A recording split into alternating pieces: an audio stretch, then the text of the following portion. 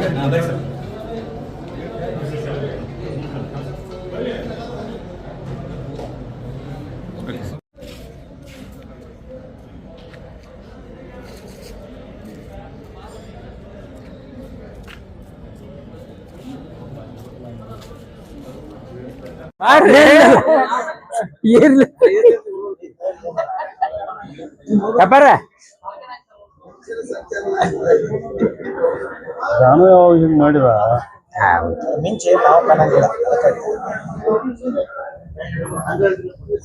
ವಕೀಲರ ಸಂಘದ 2026-28ನೇ ಸಾಲಿನ ಆಡಳಿತ ಮಂಡಳಿ ಚುನಾವಣೆಯಲ್ಲಿ ನಾನು ಅಧ್ಯಕ್ಷ ಪದವಿಗೆ ಅಭ್ಯರ್ಥಿಯಾಗಿ ಸ್ಪರ್ಧಿಸಿದ್ದೇನೆ ಮತ್ತು ನನ್ನ ಆತ್ಮೀಯ ಮಿತ್ರರು, ಹಿರಿಯರು ಹಾಗೂ ಮಹಿಳಾ ನ್ಯಾಯವಾದಿಗಳು ನನಗೆ ಬೆಂಬಲ ಕೊಟ್ಟು ನಿಲ್ಲಿಸಿದ್ದಾರೆ.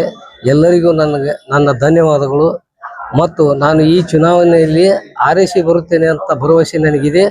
ಆರೈಸಿ ಬಂದಲ್ಲಿ ನಾನು ಕೆಲವು ಕಾರ್ಯಕ್ರಮಗಳಿವೆ, ಅವೆಲ್ಲವನ್ನು ನೆರವೇರಿಸಿ ಕೊಡುತ್ತೇನೆ ಅಂತ ಈ ಮೂಲಕ ಎಲ್ಲ ಸದಸ್ಯರಲ್ಲಿ ನಾನು ಪ್ರಾರ್ಥಿಸಿಕೊಳ್ತೇನೆ. ಈ ವರ್ಷದಂತೆ ಈ ಸಲವೂ ಕೂಡ 2026-28ರವರೆಗೆ ನಡೀತಕ್ಕಂಥ ವಕೀಲರ ಚುನಾವಣೆಯ ಅಂಗವಾಗಿ ನಮ್ಮ ಅಭ್ಯರ್ಥಿಯಾಗಿರ್ತಕ್ಕಂಥ ಅನಿಲ್ ಕುಲಕರ್ಣಿ ಅವರು ಅಧ್ಯಕ್ಷ ಸ್ಥಾನಕ್ಕೆ ಸ್ಪರ್ಧೆ ಮಾಡಿದ್ದಾರೆ.